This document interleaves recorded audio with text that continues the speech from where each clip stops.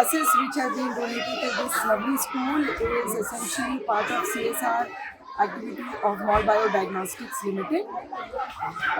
We have given these buses not only to fulfill our CSR compliance, but also we believe that the school needs these two buses to continue doing its wonderful job that it is already doing. What we realized was that the children are coming from 30 kilometers far and they have no means to come here, which would deprive them from gaining their continued education.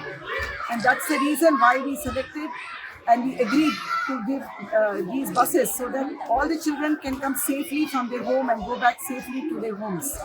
We hope that all these children will now come regularly to the school and take full advantage of all the education being given to them and become something big like Dr. Manjunath Desai, who is a lovely example, most inspirational example I would say for this school.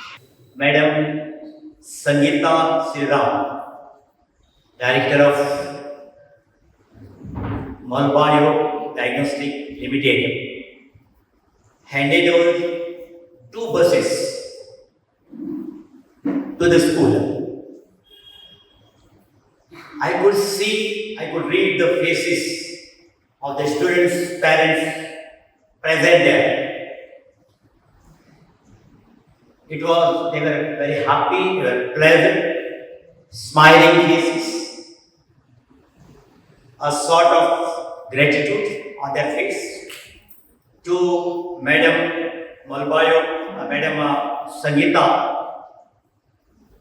of Director of Molbio Diagnostic, for sponsoring these 2 buses to our school.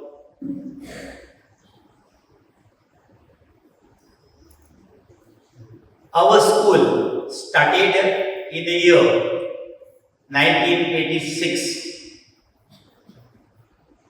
with just 33 students, as it was the need of the hour at that time. Because I remember a group of youth, like-minded youth, under leadership of P.D. Prabhu, our president, who is not present here, of course, due to his busy schedule. We have our secretary, Ratnakar Desai, was one among them, and other like-minded people. We started school in the year 1986.